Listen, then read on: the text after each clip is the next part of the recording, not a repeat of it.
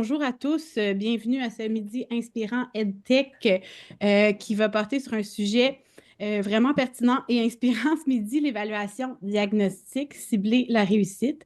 Puis, on est vraiment chanceux parce qu'on reçoit deux personnes qui ont beaucoup d'expérience, qui ont beaucoup travaillé dans ce domaine-là et dans le domaine de l'éducation. C'est des gens du milieu de l'éducation. Donc, William Dion, qui est enseignant en univers social et fondateur d'Antique, et Michel Potvin, qui est orthopédagogue retraité, qui est experte en évaluation des apprentissages et conceptrice d'outils d'évaluation qui travaille, là, qui a fondé Evadi. Puis, je vous parle un peu de l'association EdTech. Je ne me suis pas présentée. Je suis Mélina, responsable des communications à l'association EdTech, qui est une association d'entreprises et d'organisations à but non lucratif qui travaillent dans le domaine des technologies pour l'éducation. Donc, c'est des technologies pour l'éducation qui sont faites ici au Québec. Ça vaut vraiment la peine là, de se pencher là-dessus, sur ce qu'on fait. On a une centaine de membres. Donc, visitez le edtech.ca, la section membres, pour en savoir plus. Puis, je vais vous inviter tout au long là, de notre échange à utiliser le chat ici sur Zoom. Là, gênez-vous pas, présentez-vous, dites-nous qu'est-ce que vous faites, d'où vous venez, posez vos questions, on va pouvoir interagir là, avec nos présentateurs comme ça. Puis il va y avoir aussi une période de questions à la fin.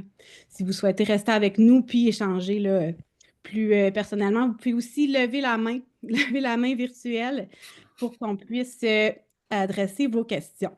Donc, sans plus attendre, je vais laisser nos présentateurs là, y aller avec leur super sujet d'aujourd'hui. Donc, voilà, est-ce que c'est William ou Michel qui commence? C'est C'est les Michel. deux. C'est les deux. On fait Mais, équipe. mais allez-y, on est vraiment chanceux de vous avoir. OK. Est-ce que tout le monde voit bien mon écran? Oui, moi, je le vois C'est bien, bon? OK. Michel. Là, je vais faire ce que je faisais tantôt avec mon... ici. OK. Voilà.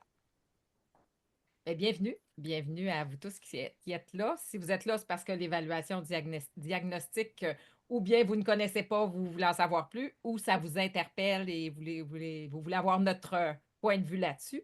Mais on est tous ensemble là pour voir comment cette évaluation-là peut cibler la réussite et aider les élèves à grandir en tant qu'élèves. Alors, William, vas-y le premier, vu que tu es à gauche. Donc, je me présente, William Dion. Je suis enseignant en univers social depuis maintenant 7 ou 8 ans. J'ai créé Antique comme une réponse aux défis que je voyais en classe.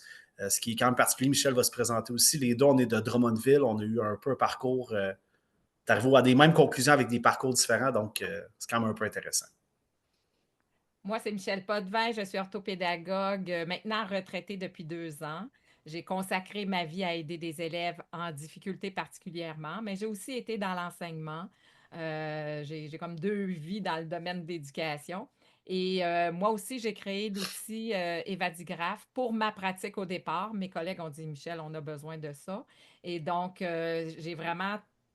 j'ai toujours travaillé avec l'évaluation diagnostique. On ne peut pas aider un élève si on ne sait pas où sont ses acquis, ses défis. Donc, moi, j'ai vraiment toujours travaillé là-dessus. C'est pour ça que je suis rendue pas mal experte, on peut le dire, avec toutes ces années-là. Donc, on va vous présenter qu'est-ce que c'est. Donc, en gros, dans l'enseignement ou dans l'enseignement en général, ce qu'on voit beaucoup dans l'évaluation, c'est qu'on le voit comme une finalité. C'est une note sur un bulletin, sur un examen. Euh, et ce n'est pas tout à fait la vision qu'on devrait en avoir. La deuxième chose, c'est qu'avec les notes, des fois, il y a une certaine dévalorisation de la profession. Moi, je le vois chez les enseignants Moi, ce qui me dévalorise le plus comme enseignant, c'est quand j'ai de la difficulté à aider un élève.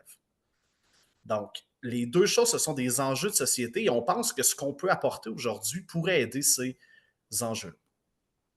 Un autre enjeu, c'est qu'on a les épreuves obligatoires, donc le taux de réussite aux épreuves obligatoires de fin d'année, souvent, sont difficiles. Ça apporte des décrochages, des échecs et éventuellement, ça peut porter, on le voit ici avec le taux de réussite en histoire qui me touche. Michel, tu peux continuer avec celui dans français. Oui, c'est ça. Particulièrement aux critères orthographes, là, le taux de réussite global est quand même près de 90, mais au niveau de l'orthographe, c'est dramatique. Depuis 2009 là, que ça traîne, on n'a pas les données avant. Mais effectivement, et c'est un enjeu pour l'obtention des diplômes. Donc, ce qui fait que des fois, on a des très, très bons techniciens, des étudiants qui performent qui excellent dans un domaine manuel ou technique, technologique, mais parce qu'ils n'ont pas leur français, ben, ils sont freinés dans leur rêve de carrière.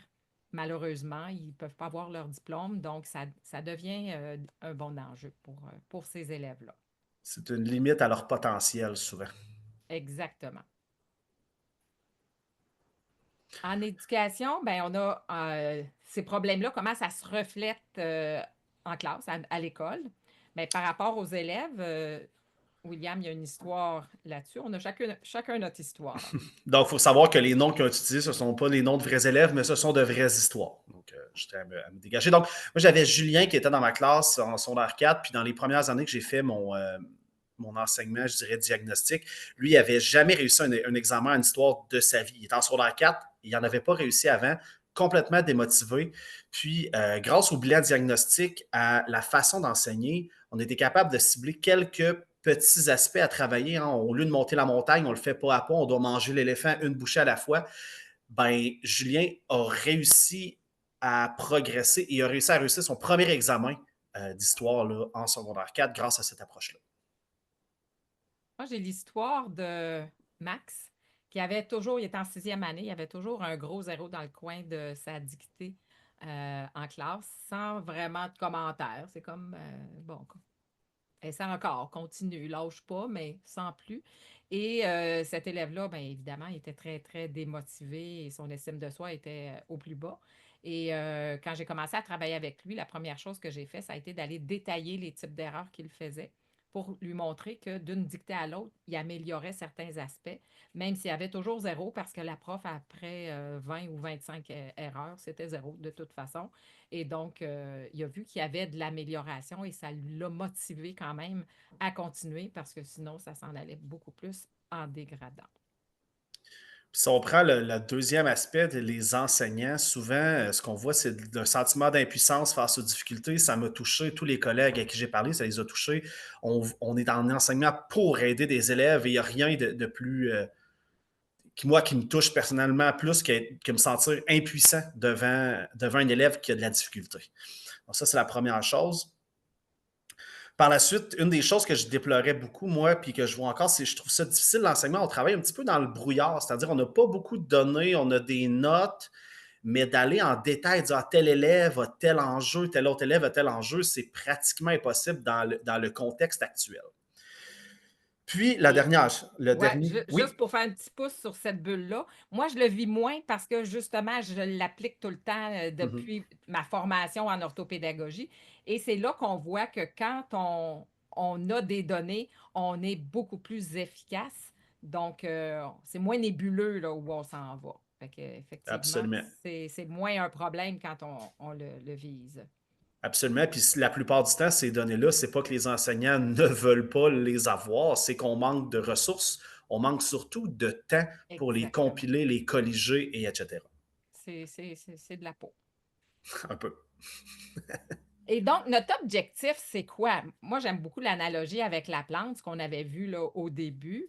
Une plante, ça a besoin de soins, ça a besoin qu'on l'arrose, ça a besoin qu'on s'assure qu'elle est en santé, qu'on enlève les feuilles, qu'on regarde s'il n'y a pas des petites bébites. Bon, tu sais, ça demande des soins, puis ça fait une plante qui va s'épanouir. L'enfant, c'est la même chose. S'il se sent encadré, s'il sent qu'on lui donne de l'intérêt, de l'attention, qu'on l'aide, qu'il voit là, que c'est concret, tout ça, il va s'épanouir. Mais un élève qu'on aiderait plus ou moins, on lui donne des notes, mais sans plus, ben, à un moment donné, il va se démotiver. Puis, comme mon petit Max, ça va faire une plante qui va être beaucoup moins belle, qui va dépérir peu à peu. Donc, c'est évidemment pas ce qu'on veut pour nos élèves.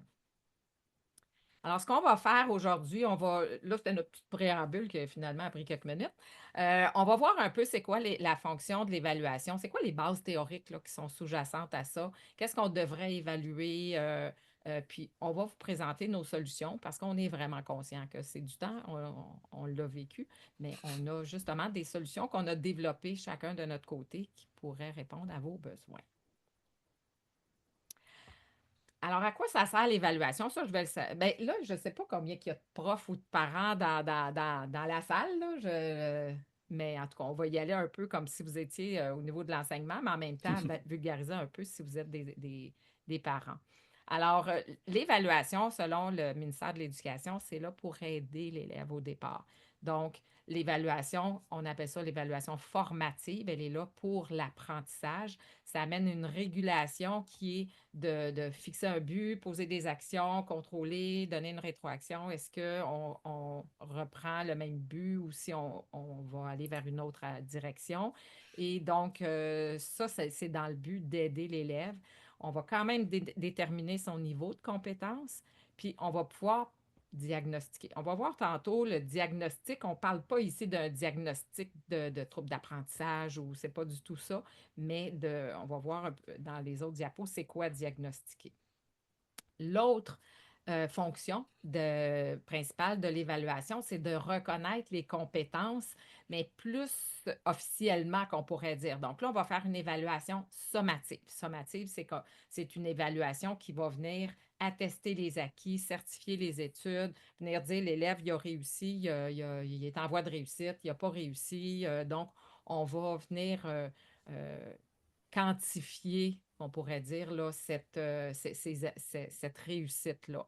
Et c'est là la note, là. C'est qu'on met une note, puis on vient dire, OK, cet élève-là, il a compris, il n'a pas compris, il a réussi, il n'a pas réussi. Bon, c'est ce qu'on vient faire. Mais ce n'est pas nécessairement dans le but d'apprendre, c'est dans le but d'évaluer les apprentissages. Alors que l'évaluation formative, c'est d'évaluer dans le but d'apprendre après, de voir ce qu'on peut travailler. Et on oublie souvent la portion diagnostiquée. C'est quoi ça, diagnostiquer? C'est de prendre une photo des acquis et des défis d'un élève à un moment précis. Donc, en début d'année, c'est excellent parce que nos élèves nous arrivent. Souvent, on ne les connaît pas. Des fois, ils peuvent arriver de différentes écoles. Si on est au secondaire, par exemple, en secondaire 1, bien là, les écoles primaires, c'est varié. Là, on ne sait pas ce que l'élève a appris. Donc, on n'a aucune idée de ce que nos élèves ont acquis et de ce qu'ils ont à retravailler parce que ça n'a pas été acquis. Donc, c'est important d'avoir ce portrait-là. Un médecin fait une évaluation avant d'aider un patient. Un mécanicien fait une évaluation avant de réparer une automobile. Un kinésiologue, avant de faire un programme d'exercice, d'entraînement, va faire une évaluation. En éducation, malheureusement, ce n'est pas mis de l'avant tant que ça. Et ça devrait l'être. Pour Aussi, l'élève, Michel, oui, si je peux me permettre d'ajouter, la raison, je pense que chaque enseignant voudrait le faire. La différence, c'est oui, que le mécanicien, il y a un auto, le kinésiologue, il y a un client, puis le médecin, il y a un client. Si le médecin avait 30 patients devant lui, ça serait effectivement. plus difficile. C'est sûr que ce n'est pas évident quand on Non, a une classe. Hein. Je exactement. comprends très bien ça. J'ai vécu tout ça aussi. Donc, mais c'est ça. Mais quand même, il faut essayer de trouver des moyens pour faciliter cette tâche-là.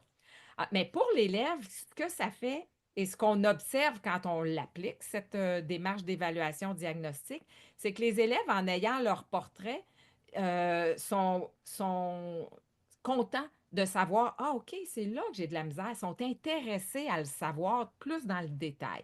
Ça leur permet de se donner des objectifs aussi. Ah, si je travaille telle notion, bien là, je vais améliorer telle affaire. Puis et ça marche, là, les élèves embarquent là-dedans. Et finalement, bien, ça leur permet de prendre en charge leurs apprentissages, de s'investir, en fait, pas prendre en charge, mais s'investir davantage dans leurs apprentissages et non pas se laisser porter par leurs enseignants. Donc, ils vont vraiment s'impliquer là-dedans. Pour l'enseignant, bien, ça permet de situer ses élèves en début d'année ou quand il va reprendre cette photo-là en cours d'année, de voir, OK, mes élèves en sont où, là, au niveau de si on les comparait des fois à d'autres, parce qu'on peut des fois avoir des données de dire, OK, un élève devrait maîtriser ça. Est-ce que mon élève le maîtrise? Non, OK, on va tranquillement s'en aller vers ça. Même si on ne veut pas nécessairement en faire tous des élèves moyens, je sais qu'il y en a qui sont moins pour ça, de comparer. Mais en deuxième lieu, ça va aider l'enseignant à orienter. Ça se peut qu'il y ait des notions qu'il n'y ait pas besoin de revoir finalement parce que les élèves, en majorité, maîtrisent, puis ça pourrait être juste en, euh, dans une période de récupération que ces notions-là seraient vues pour mettre les élèves à niveau. Ça se peut. Puis ça se peut que finalement, le prof dise, il y a une notion que mes élèves ne maîtrisent pas du tout en majorité, ben, même si ce n'est pas dans mon programme, je n'ai pas le choix de le voir. Parce qu'on pourrait dire, bah, ce n'est pas dans mon programme, puis je continue, mais en quelque part, ça va bloquer de toute façon. Fait que le temps qu'on va prendre pour pouvoir mettre à niveau, bien, ça va en sauver plus loin finalement. Parce que sinon, c'est comme de faire une construction puis que les fondations ne sont pas solides. À un moment donné, ça s'écroule. Et bien, ce que ça permet, cette évaluation-là, c'est d'aller voir s'il y a des élèves qui traînent des lacunes depuis des années puis qui ont passé à travers les filets. Et donc, on va pouvoir mieux les aider en ayant ce portrait-là. Ce qui est super important. Wow, je viens de voir que ça me fatigue. Désolée. Parce que je l'ai fait tantôt à la dernière minute, puis c'est une petite blague entre William et moi, mais c'est ça. Le diagnostic UEC, je sais très bien que c'est QUE, mais je l'ai fait vite. Mais c'est ça. L'évaluation diagnostique, ce n'est pas poser un diagnostic. C'est pas de dire je fais cette évaluation-là dans le but de dire que mon élève est dyslexique, dysorthographique, il a un trouble d'apprentissage, il a un trouble de mémoire, c'est pas ça du tout. C'est vraiment d'avoir le portrait des acquis et des défis. Et ça, c'est super important de le préciser, de le comprendre puis de l'avoir en tête. On ne veut pas ici poser de diagnostic. Ce n'est pas de notre ressort. Même pour les orthopédagogues, on ne pose pas de diagnostic. On émet tout simplement des hypothèses ou des portraits de nos élèves. William. Ce qui est très important aussi, parce qu'on parle de l'évaluation par diagnostic ou par diagnostic, c'est de voir ce qu'on peut faire avec ça. Donc, il y a un des aspects très central à ça, c'est ce qu'on appelle la pédagogie de l'erreur. Pour moi, puis à l'intérieur de cette école-là, c'est que l'erreur n'est pas un jugement de valeur. La note sur un examen n'est pas un jugement de valeur. C'est pas mon élève vaut 40%. C'est de l'information. Et c'est vraiment comme ça qu'il faut le prendre. C'est de l'information. Pourquoi? Pour prendre de nouvelles décisions pédagogiques, de nouvelles décisions de didactique qui vont aider et l'élève et l'enseignant à améliorer sa pratique. C'est surtout un levier d'apprentissage. Si, par exemple, je détermine que mon élève a de la difficulté avec sa lecture de questions, c'est relativement facile de le voir dans ses erreurs. On sait où mettre l'emphase pour lui. Donc, ça devient un levier pour s'élever de la part de l'élève. Puis finalement, ça amène une prise de conscience tant de l'élève que de l'enseignant. Donc, on pourrait parler de métacognition pour les spécialistes, mais c'est vraiment une prise de conscience de dire c'est pas que je suis bon, bonne, pas bonne. C'est que je fais un certain type d'erreur. Il y a un certain type d'intervention pédagogique ou didactique qu'on peut faire. Puis par la suite, on a une amélioration. Donc, ça peut faire tout ça, la pédagogie de l'erreur. Évidemment, tu peux passer à la prochaine, Michel. Ouais, c'était quoi? C'était-tu en lien avec ça, non? Non, là, c'est la RAI. Oui, c'est ça. Ouais, je pense que l'autre est après. Ben, c'est ça. L'évaluation diagnostique, peut-être que vous avez entendu aussi parler de dépistage universel. C'est pas mal, c'est un des modèles d'évaluation, c'est le dépistage universel, qui est de plus en plus dans les écoles et qui permet de vérifier si l'élève, d'évaluer tous nos élèves, en fait. C'est qu'au niveau 1, on dépiste, on évalue tous les élèves, qu'ils soient forts ou qu'ils soient faibles. Parce que des élèves forts ont quand même des lacunes et ont quelque chose à améliorer. Ils sont à l'école, c'est parce qu'ils sont en apprentissage, là, ils ne savent pas tout. Et donc, on va aller évaluer au niveau pour faire ressortir le portrait des acquis et des défis. Et par le fait même, on va voir ceux qui se démarquent par leurs difficultés et qu'on pourra cibler pour aller les aider. Ensuite de ça, ben là, on peut faire une évaluation plus approfondie, une rencontre avec l'élève. On va faire de l'intervention pour connaître un peu plus. Puis après ça, on va faire de l'intervention par rapport à cet élève-là. On va s'assurer donc que oui, ces difficultés-là sont vraiment présentes. On intervient, on refait le pistage. En fait, c'est qu'on réévalue. Si l'élève ne répond pas à cette intervention-là, on passe au deuxième niveau. Ça veut dire qu'on va intensifier l'intervention. On va mettre plus de temps pour aider l'élève et on réévalue. Puis s'il ne passe pas bien encore, il ne répond pas encore à cette intervention-là, ben, on va passer au niveau 3, qui est habituellement le niveau avec l'orthopédagogue, où là, ça va être vraiment dans des méthodes plus ciblées pour les apprentissages de l'élève. Donc ça, c'est un modèle qui s'installe tranquillement dans les écoles et qui est vraiment très efficace. Donc, ça vient répondre au modèle qu'il y avait précédemment qui s'appelait en anglais wait to fail. Là, en français, c'est ben, on va attendre de voir. L'élève échoue, ben, on va l'aider. Il y a de la misère, OK, on va l'aider, mais on ne prévient pas ces difficultés-là ou ces échecs-là. On attend de le constater pour aider. Et ça, c'est plus ça qu'on veut, là. On veut pouvoir prévenir pour justement éviter que l'élève tombe en échec. Donc, si on dépiste chaque année, qu'on évalue, qu'on fait l'évaluation diagnostique chaque année, bien, à ce moment-là, les élèves vont avoir un cheminement beaucoup plus axé vers la réussite parce qu'on va tout de suite voir où est-ce qu'il y a des lacunes, où est-ce qu'on peut travailler. Donc, le potentiel. Une des choses en parlant avec les enseignants qui testent l'outil, qui testent la démarche, on voit souvent pas le potentiel, tout ce qu'on peut faire une fois qu'on a ces bilans diagnostiques-là. Donc, on voulait juste faire un bref potentiel de la démarche. Ça va plus loin que ça, mais ça va vous donner une idée.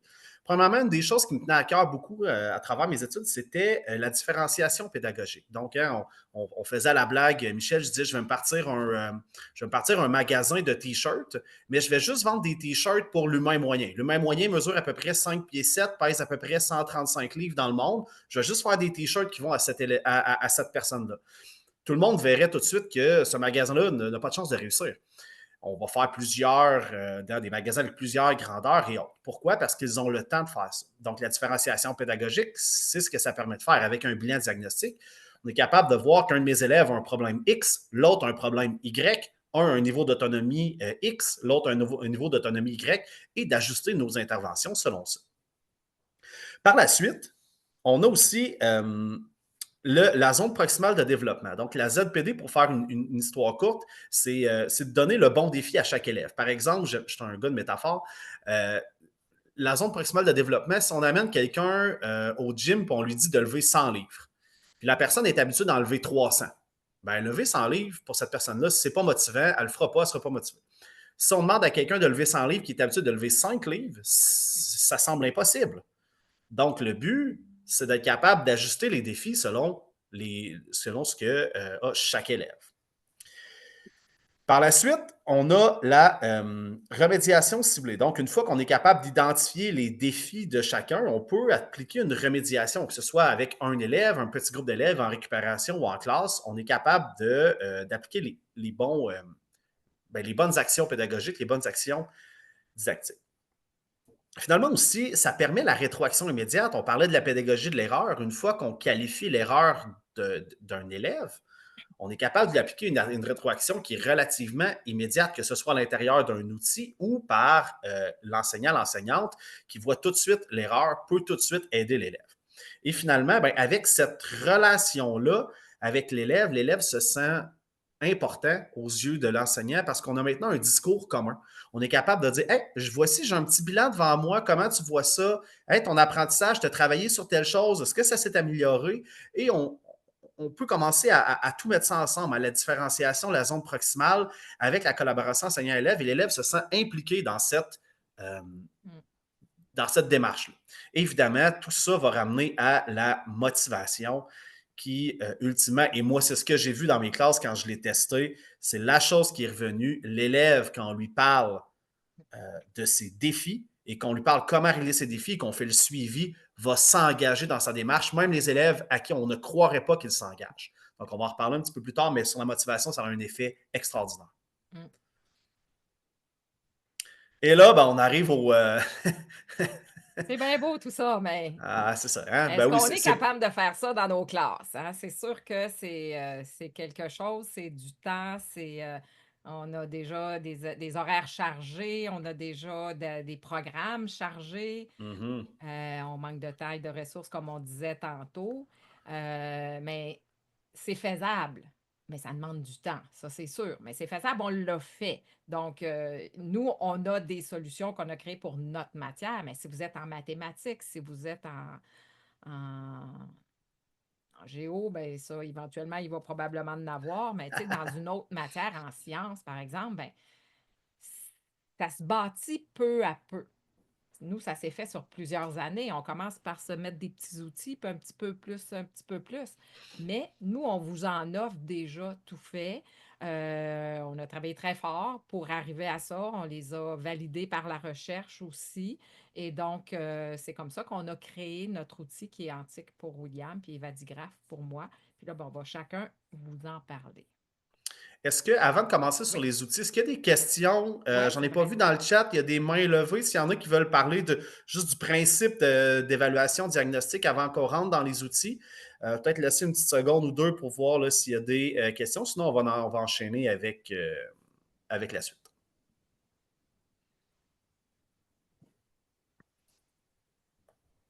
Il n'y en a pas? C'est correct. Je pense qu'il n'y en a pas. Vous pouvez poursuivre. Merci beaucoup. Hein? C'est Parfait. vraiment. Allons-y. Alors, Allons-y. William. Donc, Antique, c'est pour l'enseignement par diagnostic. Il y a aussi un petit jeu de mots avec Antique parce que c'est de l'histoire. Là, j'essaie d'être bien conceptuel. Euh, Moi, comment je suis arrivé avec cette logique-là, c'est avec ma maîtrise ma maîtrise en laquelle j'ai travaillé sur la rétroaction immédiate. Puis, en classe, là, éventuellement, c'est tombé par l'enseignement par diagnostic en 5 étapes. Donc, pour Antique, on commence par l'évaluation initiale, on fait un bilan, on cible les défis, on répète et on progresse. Donc, on va le voir un petit peu en détail. Donc, Antique, c'est quoi? C'est une plateforme en ligne qui permet de réaliser ces 5 étapes-là. Tu peux y aller, Michel, tu peux OK. commencer. Donc, à la première étape, au début, c'est une évaluation initiale. Donc, évidemment, comme Michel le disait si bien tantôt, notre élève arrive de plein d'endroits différents. Il faut avoir un premier portrait. Et donc, dans l'évaluation initiale, ce que vous pouvez voir, c'est des questions à choix multiples qui respectent là, le cadre du programme de formation de l'École québécoise en histoire. Pour l'instant, uniquement en histoire de secondaire 4, mais les autres niveaux s'en viennent là, probablement pour la prochaine rentrée. Donc, l'élève fait son évaluation initiale, qui est choisie par l'enseignant.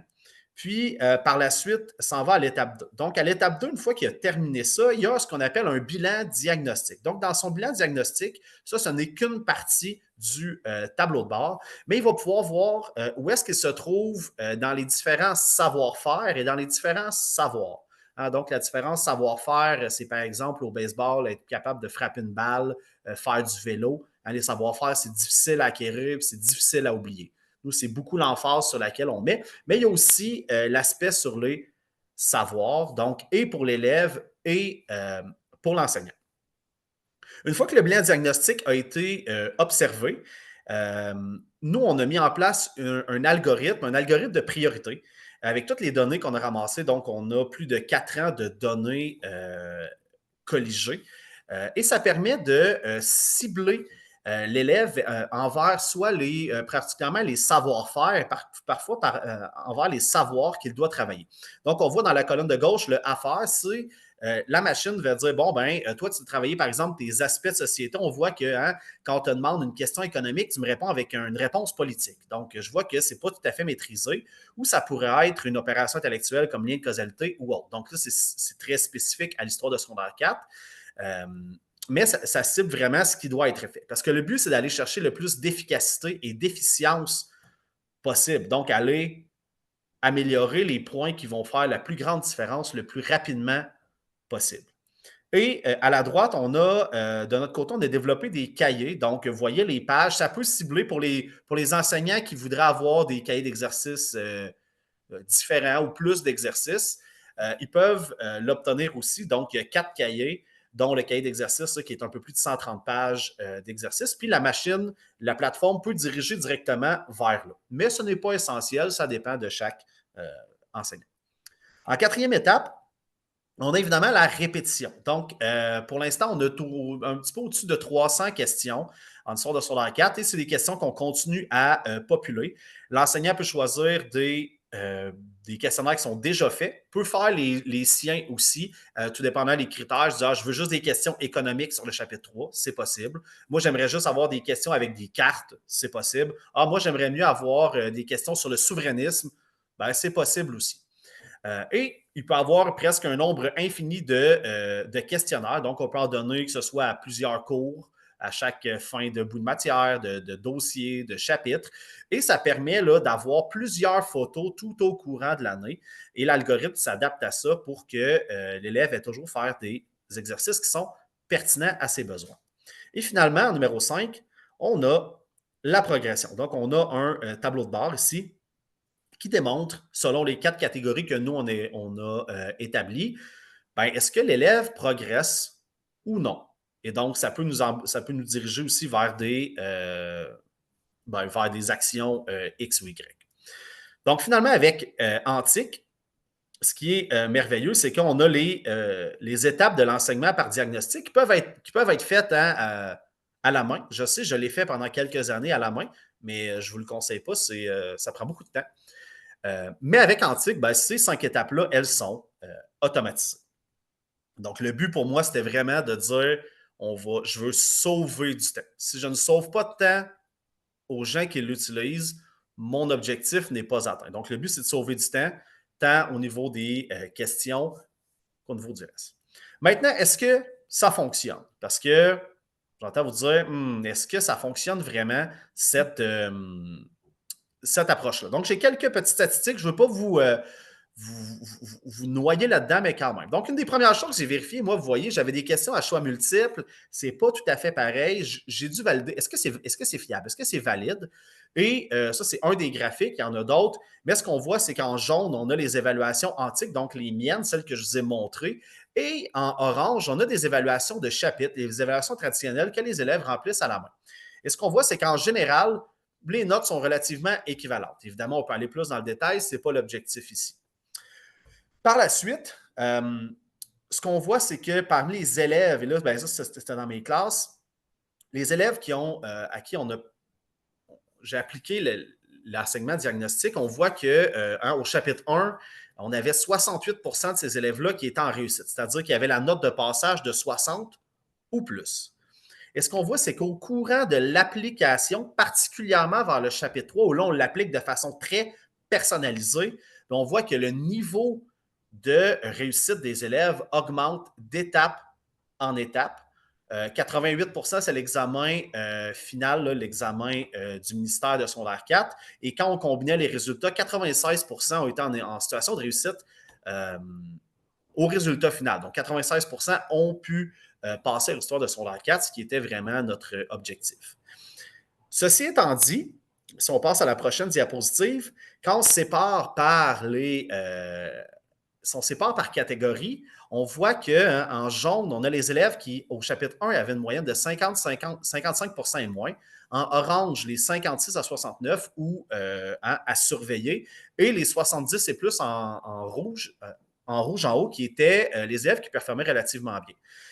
Et ce qu'on voit, et je ne suis pas là pour vous vendre des licornes et que tout est beau et que tout est merveilleux, la façon, ce que j'avais utilisé, c'est beaucoup de modelage avec mes élèves plus faibles, mais je l'ai fait avec tout le monde en tout temps. Je n'ai pas respecté mon propre principe de zone proximale de développement. Donc, pour mes élèves qui étaient un petit peu plus faibles, ce qu'on faisait en classe avec l'outil, les exercices que j'utilisais par la suite, c'était excellent dans leur zone proximale de développement, mais pour mes plus forts, eux pouvaient lever 300 livres, je leur donnais des exercices à 100 livres, ils se sont démotivés. Donc, pour moi, ça a été un bel apprentissage. Et quand je vous disais un peu plus tôt, la prise de conscience, moi, ça a été une de mes prises de conscience d'enseignant d'avoir ces données-là. Donc, finalement, c'est pour qui ça? Mais non, j'en ai là. Ouais, mais on essaiera un petit peu, je vais passer à l'autre. Donc, ça sert à qui la plateforme Antic? Donc, j'ai 5 groupes. Pour les enseignants, les enseignantes, L'objectif, c'est tout simplement de gagner du temps. Moi, comme enseignant, ce que je veux, c'est être capable d'aider mon élève. Et j'ai besoin d'outils pour aider mon élève, puis avoir ces outils-là, colléger les données, c'est trop long. Donc, ce que je veux, c'est un gain de temps pour aider les élèves. Pour les tuteurs, pour les parents, ça permet d'avoir un tutorat personnalisé. Donc, on vient de lancer notre plateforme aussi en tutorat. Il y aura les informations un peu plus tard.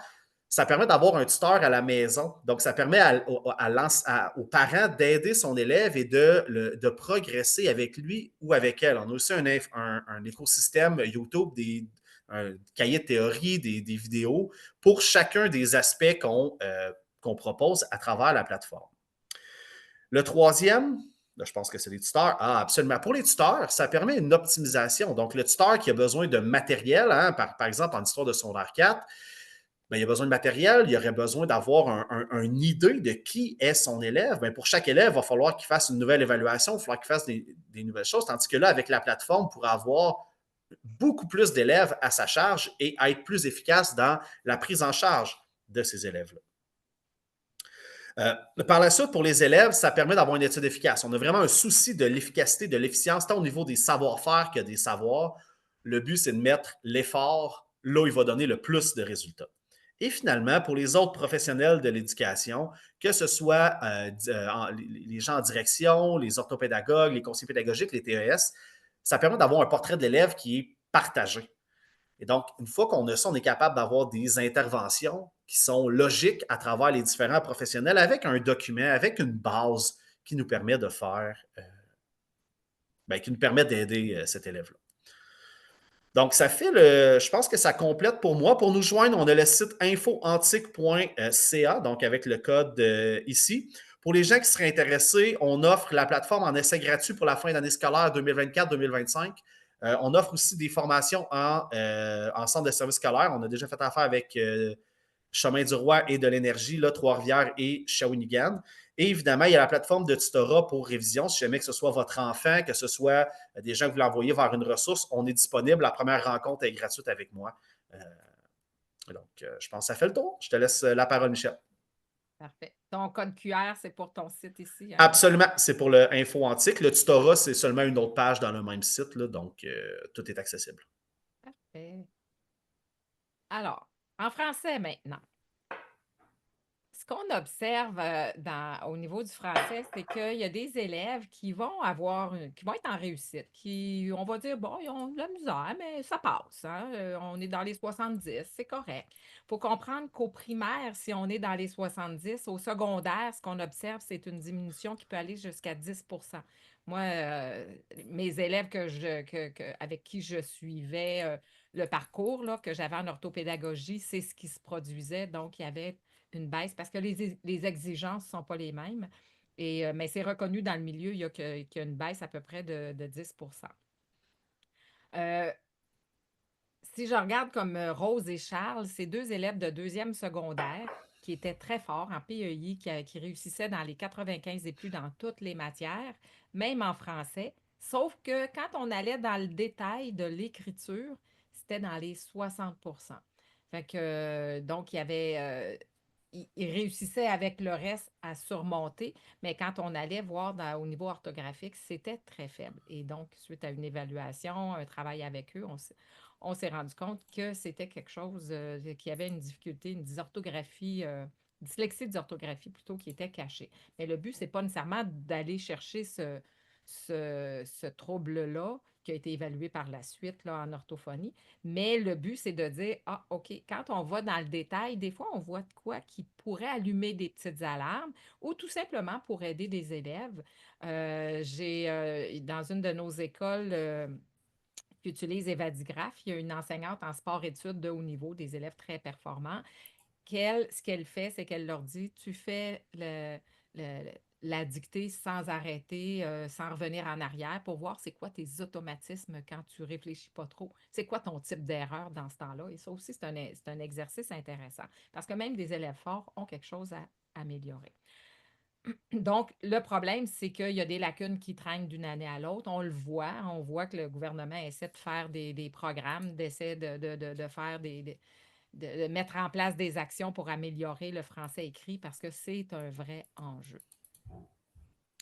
Si on regarde le taux de réussite en 5e secondaire, on voit tout de suite que les premiers critères sont très bien réussis, mais que c'est vraiment au niveau de l'orthographe. Depuis 2009, il n'y a pas 60 des élèves qui ont réussi à ce critère-là, mais ils sont très forts dans les autres. Fait que je trouve que cette image-là, elle est assez percutante pour voir la différence. Donc, il faut travailler là-dessus. Mais pour pouvoir travailler là-dessus, il faut faire du dépistage universel, il faut faire cette évaluation qui va aller voir le détail des types d'erreurs. En premier jet, ce que ça veut dire, c'est que on ne permet pas à l'élève d'avoir de dictionnaire ou de Becherel, parce qu'il y en a qui sont forts parce qu'ils utilisent un dictionnaire puis un Becherel. Mais si on leur enlève ces outils-là, ça se peut qu'ils ne soient pas aussi forts, là, qu'ils soient très dépendants. Mais on manque de temps, hein? Fait que c'est pour ça qu'en classe, il n'y a pas ce dépistage bien des fois, parce que c'est long corriger des dictées ou des productions écrites, puis d'aller analyser les types d'erreurs. Je l'ai fait, puis c'est vraiment quelque chose de très chronophage. Qu'est-ce qu'il faudrait évaluer pour faire cette évaluation diagnostique en écriture? C'est au niveau des sons. Est-ce que l'élève maîtrise les sons? Et ça, même au secondaire. Un élève qui confond un V et un F, souvent, dans sa dictée, dans ses écrits au secondaire, j'ai eu une élève comme ça en secondaire 3, bien, ça peut cacher quelque chose. Donc, c'est important d'aller voir si l'élève, quand il y a des mots qui sont inventés, même qu'il y a ou des mots qu'il ne connaît pas, est-ce qu'il va faire ces confusions-là? Ça, c'est quelque chose qui est très révélateur. Euh, Est-ce que l'élève est capable d'écrire des mots irréguliers comme monsieur? Bien, ça ne s'écrit pas comme ça se prononce, donc ça prend une reconnaissance globale du mot. Est-ce que l'élève arrive à le faire? Bien, ça aussi, c'est important de l'évaluer. Tout comme l'orthographe d'usage, bien, ça, s'il y a un dictionnaire, bien, c'est sûr que l'élève va compenser dans les mots de base, surtout de l'orthographe d'usage. Le mot aujourd'hui, dans nos dictées qu'on fait depuis 2018, j'ai arrêté de compter à un moment donné, d'aller chercher la donnée. On était rendu à 286 façons différentes de l'écrire, imaginez, pour un seul mot. Les élèves sont très, très créatifs. Mais pourtant, c'est un mot qui devrait être maîtrisé en deuxième année, que l'élève voit suffisamment que dès la deuxième année, il devrait être capable de l'écrire. Et évidemment, ben, tout ce qui est application, connaître les règles, il faut s'assurer que l'élève connaît les règles et est capable de les appliquer. C'est deux choses. J'ai eu une élève, ma première élève que j'ai eue à mon bureau d'orthopédagogue, elle était à l'université pour devenir prof d'anglais et elle devait passer c'était pas le TECFE dans ce temps-là, c'était un autre test, mais elle devait passer un examen pour pouvoir devenir enseignante. Et elle connaissait très bien ses classes de mots. Elle était incapable d'accorder ses mots correctement. Non, c'est pas vrai. Elle connaissait très bien ses règles, mais elle n'était pas capable de déterminer si un mot était un nom, un verbe, un adjectif. Donc, c'était tout confus et elle n'appliquait pas ses règles correctement. Pourtant, elle était à l'université, là. On a travaillé ça, ça a pris 2 fois, puis ça a été fini, puis elle a été correcte et elle est prof aujourd'hui. Donc, c'est d'aller voir dans ce détail-là ce que les élèves ont comme lacune. Et si ça persiste, si on travaille avec eux et que ça persiste, là, vraiment, il faut faut faire quelque chose puis aller un peu plus loin. Je ferais juste une petite parenthèse d'aller voir un orthopédagogue, là, ça serait important, mais appelez-moi pas, je n'en fais plus. Mais à ce moment-là, des fois, les tuteurs n'ont pas nécessairement ce qu'il faut pour aller voir dans cette dynamique-là, mais avec l'orthopédagogue, là, c'est important de consulter rendu là. J'avais un défi qui est passé après. Bon, et nous, notre solution, parce qu'évidemment, c'est long, hein, faire tout ça, évaluer tout ça. Et en tant qu'orthopédagogue, j'avais besoin. Puis à un moment donné, j'ai dit, ça n'a aucun bon sens, tout le temps que je mets là-dessus. Donc, je me suis mis à automatiser peu à peu, à me créer des petits programmes qui me permettaient que ça se compile tout seul déjà, de compter les erreurs et tout ça. Et finalement, c'est devenu Evadigraph, qui est un outil qui permet donc de la passation en ligne. Pourquoi c'est en ligne? Parce que justement, ça peut se comptabiliser tout seul, le fait que ce soit numérique. Donc, c'était l'idéal. Et là, ben, l'élève écoute, c'est toujours la même écoute, c'est toujours une voix qui prononce de la même façon, donc c'est uniforme. Ensuite, quand l'élève pèse sur le bouton pour soumettre sa dictée, c'est corrigé, analysé et il y a un rapport détaillé qui sort instantanément. Donc, et ça a été quelques années avant qu'on soit dans l'instantanéité. On était dans un prototype, puis les profs nous disaient, c'est pas grave si on attend une semaine, parce qu'il fallait juste que je transfère manuellement des données dans mon programme que j'avais fait pour moi au départ, avant d'avoir la plateforme. Et ils disaient, c'est pas grave, on fait d'autres choses en attendant, on prend ce temps-là pour faire autre chose. Donc, le but ici, c'est vraiment, tout comme antique, c'est vraiment de sauver du temps pour être plus efficace ailleurs dans notre tâche de prof ou pour se sauver de la correction le soir, si vous étiez comme moi, puis qui vous tapait quelques heures de correction le soir. Donc, ça permet de sauver tout ça. Tout le monde est gagnant là-dedans. Les enseignants vont, même si au départ, on a l'impression qu'on perd du temps à faire ça, mais après, on est gagnant parce qu'on est beaucoup plus efficace, on sait où s'en aller, comme j'expliquais tantôt, là, les étapes pour ce que ça apporte aux enseignants. Les orthopédagogues peuvent, eux, aller à travers les rapports puis repérer. Il y a des rapports de groupe pour repérer rapidement les élèves en difficulté. Et les élèves, eux, sont heureux là-dedans. C'est ce qu'on nous dit. Les élèves sont contents de savoir sur quoi ils peuvent travailler pour s'améliorer, mais vraiment dans le détail. Sinon, OK, j'ai eu 49, mais je ne sais pas trop, j'ai des erreurs de verbe, ouais, mais encore, il faut aller plus dans le détail que ça. Alors, c'est quoi Evadigraph plus précisément? Ce sont 2 dictées diagnostiques par année qui sont en texte. Ça respecte la progression des apprentissages et on a quelques questions de grammaire pour vérifier la maîtrise des classes de mots et des règles qui viennent avec. C'est de la 3e année du primaire jusqu'au poste secondaire. Donc, on a vraiment pour toutes les années. Mais avant la 3e, on trouve que c'est trop tôt déjà pour l'ordinateur, mais aussi la grammaire n'est pas assez. Il n'y a pas assez de notions là, dans ces années-là pour qu'on puisse l'évaluer. Mais peut-être qu'un jour, on va aller plus vers la correspondance phonème-graphème aussi pour les plus jeunes. Il y a des dictées d'entraînement aussi parce qu'on insère tout ça dans une démarche pour amener l'élève à mieux réfléchir. C'est le but. C'est pas juste de dire on évalue, mais on veut qu'il y ait une continuité puis que l'élève apprenne à se poser les bonnes questions parce qu'il est là le problème. L'élève ne se pose pas les bonnes questions. Donc, ce sont soit un texte qui est la dictée de la semaine, soit le même texte, mais en phrases séparées qui permet pour ceux qui ont un ordinateur ou une tablette qui est plus facilement accessible, ben, ils peuvent faire la dictée du jour sous la forme de la dictée zéro faute.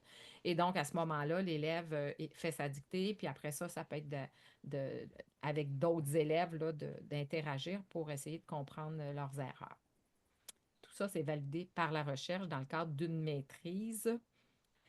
Et l'important là-dedans, le plus gros avantage, c'est tout le détail de l'analyse. On a conçu des algorithmes qui permettent d'évaluer la phonétique, d'évaluer la segmentation des mots aussi, l'orthographe d'usage, mais ce n'est pas là-dessus qu'on mise beaucoup. Qu'on écrive ancêtre, accent grave ou AI, il n'y a pas, il y a pas grand-chose à faire avec ça que de dire apprends-le. Mais d'aller travailler sur des règles, par contre, fillette, ben, quand c'est une petite quelque chose, puis on entend être, à la fin, c'est toujours un TTE. Donc, il y a des régularités orthographiques sur lesquelles on peut travailler.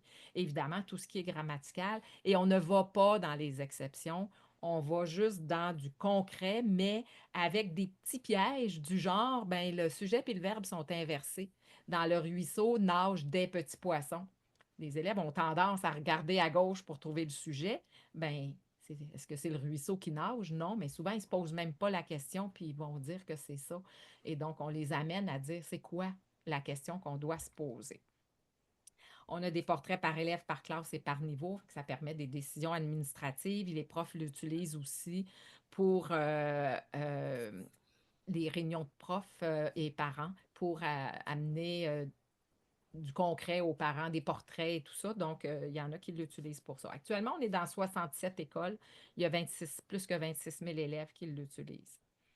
Le rapport, là, c'est juste 2 tableaux dans le rapport pour vous montrer à quoi ça peut ressembler. Donc, on va pour chacun, là, c'est selon le niveau. Ici, c'est un rapport là, plus vieux. Là, donc, pour les plus vieux, l'adjectif de couleur et le déterminant numéral n'est pas noté pour l'accord en moins de 4e secondaire. Donc, c'est vraiment pour les plus vieux ici, mais pour vous montrer tout ce qui est plus détaillé là, le sujet, par exemple, les élèves sont portés à mettre du pluriel, bien, on le fait ressortir.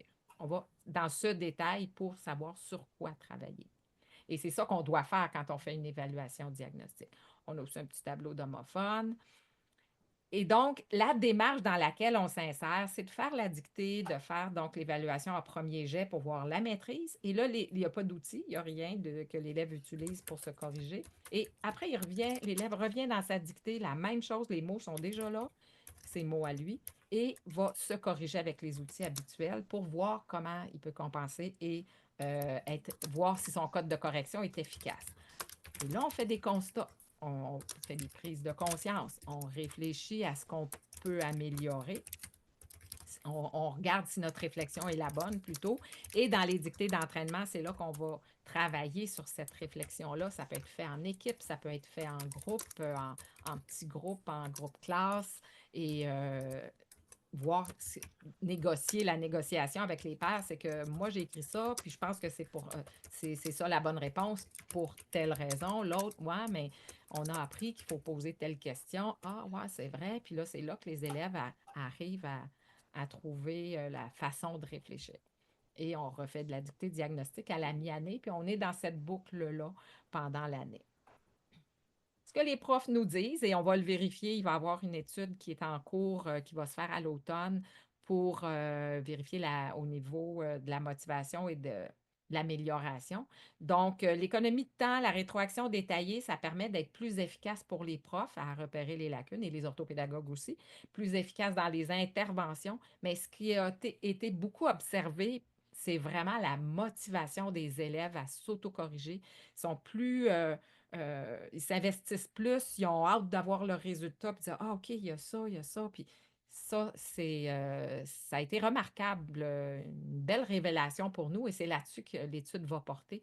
Est-ce que la motivation à s'autocorriger va s'améliorer, va grandir parce qu'ils utilisent ces padigraphes? Donc, c'est ce qu'on va vérifier. Est-ce que les notes s'améliorent par le fait même? C'est ce que les profs nous confirment, mais on veut des chiffres parce que en éducation, ça prend des données probantes.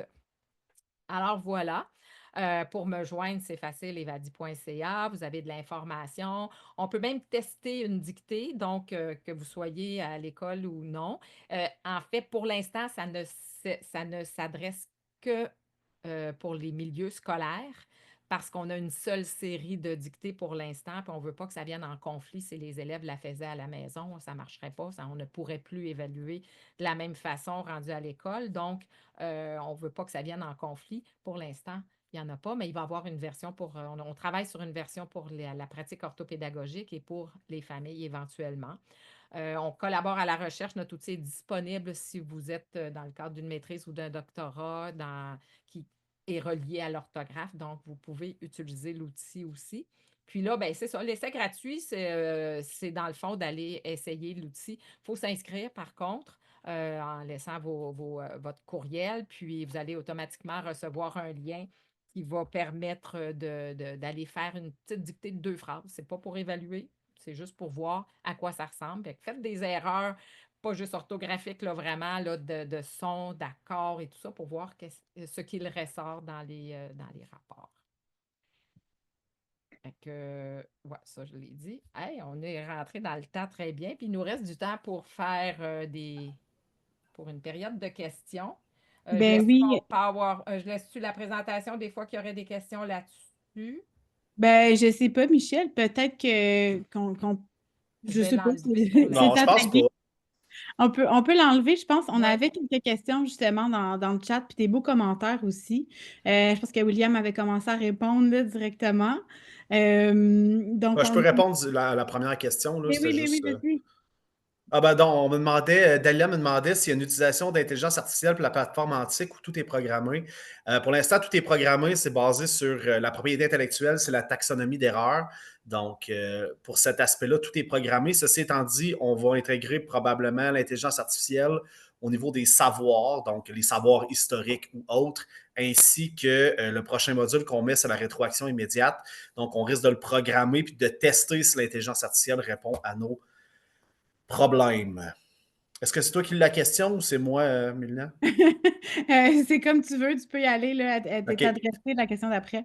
J'ai Nancy qui me demande si l'essai gratuit pour la fin de l'année, c'est quoi le prix pour l'année prochaine? Ben moi, nous, on a lancé il y a un mois, j'étais un peu en train de construire l'avion en vol. Mais, mais en gros, oui, ça va être probablement un prix par élève avec des regroupements, mettons 1 à 50, 51 à 100 ou un nombre de groupes. Donc là, je pense que c'est pour un aspect là, d'orthopédagogie ou autre, mais on va en discuter. Là, je suis là-dedans en ce moment. Là, ça va être probablement quelques dollars par élève, mais je me garde un peu de lousse. Éric, La rien d'autre. prochaine. Oui, Ouais, vas-y, Antique, et William. pour le secondaire, s'il y a un outil ou une mise à jour pour le collégial, je ne connais pas assez le milieu collégial. Comme je dis, pour l'instant, on voulait juste faire notre preuve de concept avec un tout petit aspect qui est l'histoire de secondaire 4. On risque d'ajouter secondaire 1 à 3. 3, c'est sûr. 1, 2, ça va dépendre du temps disponible pour la prochaine rentrée. Mais, Éric, je t'engage. Tu peux venir prendre rendez-vous avec moi sur Info Antique, prendre rendez-vous avec moi directement. Ça va me faire plaisir d'en parler. Je suis très ouvert à la solution. Mais si je peux faire un petit pouce là-dessus, William, Ouais. nous, au départ, on n'avait pas le collégial non plus, puis tout le poste secondaire. Et au cégep, finalement, ils ont utilisé la dictée de 5e secondaire. Donc, eux autres, s'ils veulent savoir si leurs élèves ont les bases pour poursuivre, ils pourraient très bien faire celle de 4 pareil, non? Peut-être, c'est que le programme est vraiment spécifique dans la réalisation d'opérations intellectuelles, puis OK. dans l'analyse de documents, qui est probablement, tu sais, je ne me suis pas penché sur le programme collégial, donc c'est sûr qu'il y a quelque chose à faire, la logique Pour la s'applique. base, tu sais, pour avoir Exactement, la la base logique théorique. s'applique, ce serait possible. OK.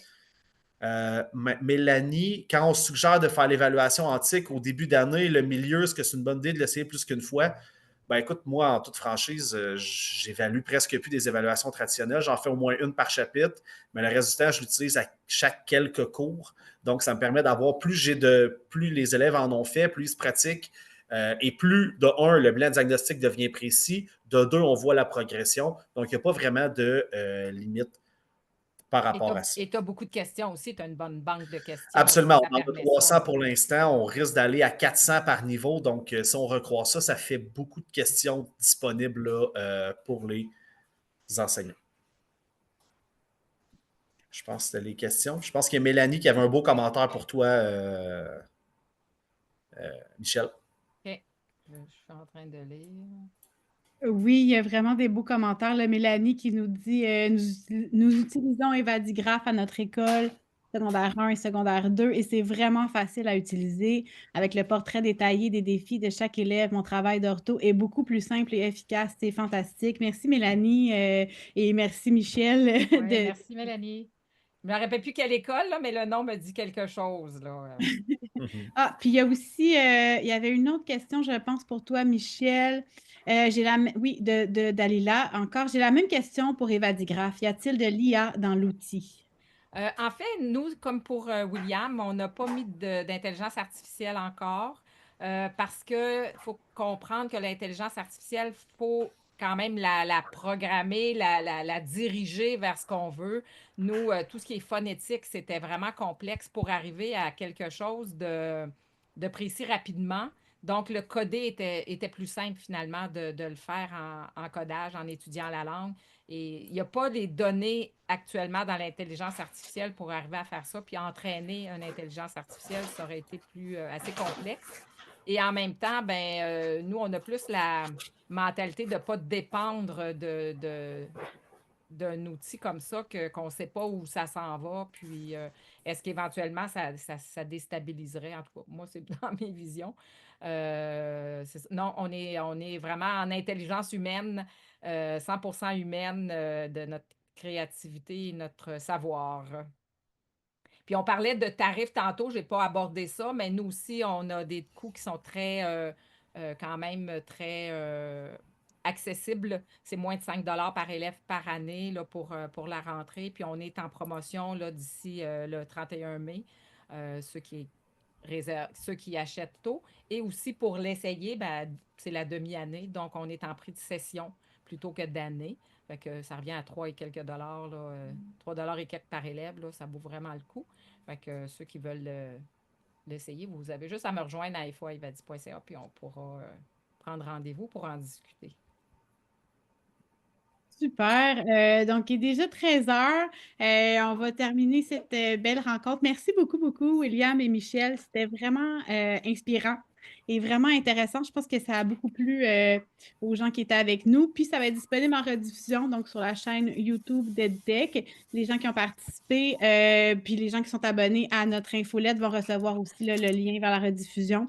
Gênez-vous pas pour aller revoir et partager aussi avec vos collègues là, du milieu de l'éducation cette belle rencontre.